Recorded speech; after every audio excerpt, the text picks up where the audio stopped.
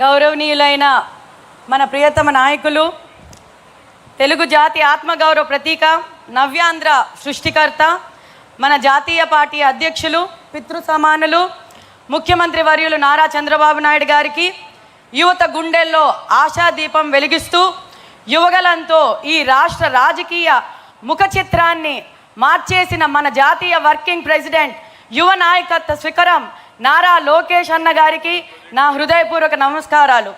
ఈ మహానాడు వేదిక సాక్షిగా ప్రజాస్వామ్యాన్ని కాపాడటం కోసం పార్టీ జెండాను గుండెకు హత్తుకొని ఎండనక వాననక సింహాలలా పోరాడుతున్న నా పసుపు సైన్యానికి రెండు చేతులు జోడించి శిరసు వంచి పాదాభివందనం చేస్తున్నాను.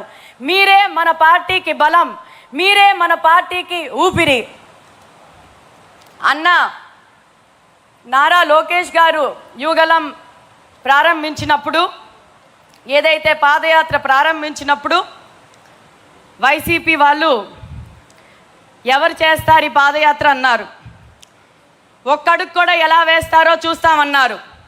కానీ 3132 కిలోమీటర్లు 226 రోజులు పాటుకు జనం కోసం, జనం మధ్య నిప్పు కణికలాగా నడిచిన లోకేష్ అన్నను చూసి సైకో గుండెల్లో వణుకు పుట్టింది. నారా లోకేష్ గారి యువగలం పాదయాత్ర ముగింపు సందర్భంగా యువగలం డిక్లరేషన్ ప్రవేశపెట్టినప్పుడు తాడేపల్లి ప్యాలెస్ కదిలాయి, గుండెల్లో రైళ్లు పరిగెత్తాయి. అయితే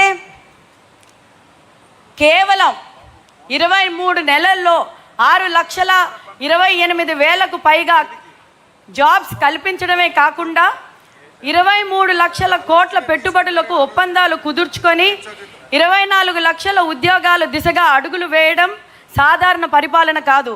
ఇది కేవలం యువత భవిష్యత్తుపై ఉన్న నిబద్ధత, ఆయనకున్న నిబద్ధత కనిపిస్తుంది.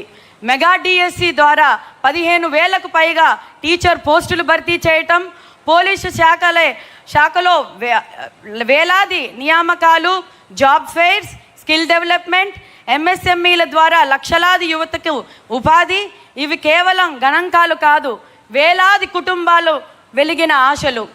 ఈరోజు మహానాడు వేదిక కేవలం ఒక కార్యక్రమం కాదు, ఇది రాబోయే ప్రజా ప్రస్థానానికి దిక్సూచి.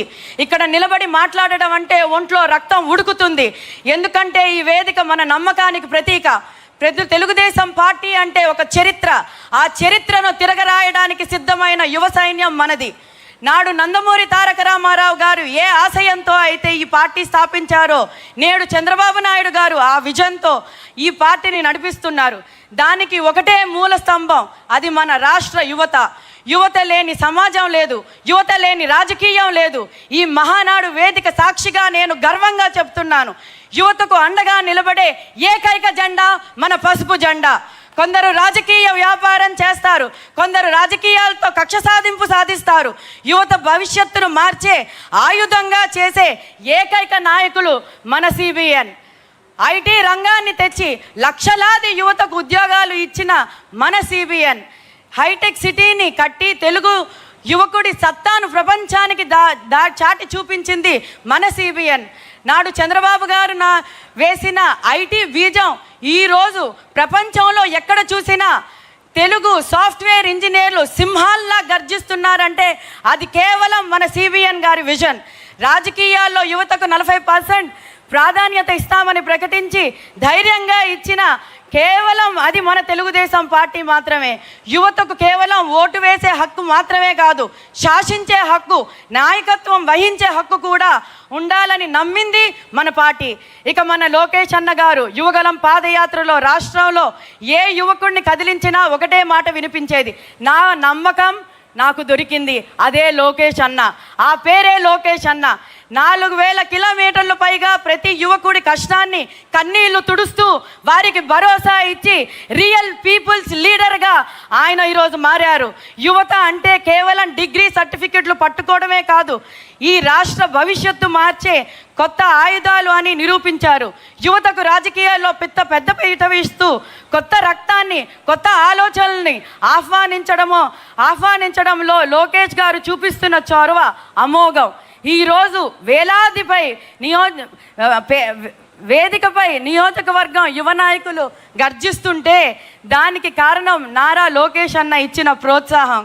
కానీ గత ప్రభుత్వం వల్ల రాష్ట్ర పరిస్థితి, యువత చేతుల్లో ఉండాల్సిన ల్యాప్టాప్లు కానీ దురదృష్టవశాత్తు కొందరు వారి చేతుల్లో గంజాయి పెట్టారు. యువతకు కావాల్సిన ఉద్యోగాలు లేవు, నోటిఫికేషన్లు లేవు, మెగా డిఎస్సీలు లేక వైసీపీ కంప్లీట్గా యువతని పక్కదోవ పట్టించేసింది. ఆత్మహత్యలు చూసాం, యువతని బాధ పెట్టడం చూసాం. అది ఏది ఇంకా సిబిఎన్ రాజ్యంలో ఉండదు. యువతకు కేవలం జెండాలు మోయడం వాడడమే కాదు, ఆ తర్వాత వాళ్ళని రక్తం చిందించడం కోసం వాడుకున్న వైసీపీ లాంటి పార్టీ మనది కాదు. నా ప్రియమైన పసుపు సైన్యమా, మన శ్రమ వృధా పోదు, మన త్యాగాలు వృధా పోవు. సిబిఎన్ గారి అనుభవం, నారా లోకేష్ గారి ఆధునిక ఆలోచనలు, యువత అయిన మన ఉత్సాహం, ఈ మూడు కలిస్తే నవ్యాంధ్రప్రదేశ్ మళ్ళీ ఘన విజయంగా ఏదైతే మనం ముందు సృష్టించుకున్నామో సన్ రైజ్ స్టేట్గా మళ్ళీ మనం అది నిర్మించుకుంటాం. ఎవరో వస్తారు, ఏదో చేస్తారు అని ఎదురు చూడకుండా మనమే నాయకులు అవుదాం. చంద్రబాబు నాయకత్వంలోని బలపరుస్తూ, లోకేష్ అన్న గారి అడుగుల్లో నడుస్తూ ఈ రాష్ట్రాన్ని ప్రగతి పదంలో నడిపిద్దాం. మహానాడు సాక్షిగా మనం ఒక ప్రతిజ్ఞ చేద్దాం. యువ శక్తి దేశానికి శ్రీరామ రక్ష. మన పసుపు జెండా ఏపీకి ఏకైక దిక్కు. జై తెలుగుదేశం. ధన్యవాదాలు గ్రీష్మ గారు. ఇదే తీర్మానాన్ని బలపరచడానికి, డ్రగ్ కంట్రోల్ మీద మాట్లాడడానికి మన క్యాడర్ నుంచి చైతన్య గారిని ఆహ్వానిస్తున్నాం.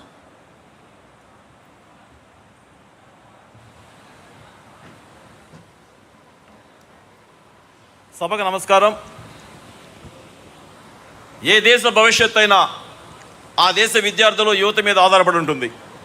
అందుకే యువతని, విద్యార్థుల్ని ఆ దేశ సంపదగా కీర్తిస్తారు. అటువంటి ఆలోచన విధానంతో మన ముఖ్యమంత్రి వారు నారా చంద్రబాబు నాయుడు గారు ముందుగా ఆలోచించి ఉమ్మడి ఆంధ్రప్రదేశ్లోనే హైటెక్ సిటీ నిర్మాణం, ప్రత్యేక సెజులు, పారిశ్రామిక విప్లవం, సాంకేతిక విప్లవాన్ని తీసుకొచ్చి లక్షలాది కుటుంబాల్లో లక్షల రూపాయలు సంపాదించేటువంటి యువతని తయారు చేశారు. వారి భవిష్యత్తుకి బంగారు బట్టలు వేసి ఆ కుటుంబాలని దేశ విదేశాల్లో ఆంధ్రప్రదేశ్ యొక్క ఖ్యాతి నిలబెట్టే విధంగా తయారు చేశారు.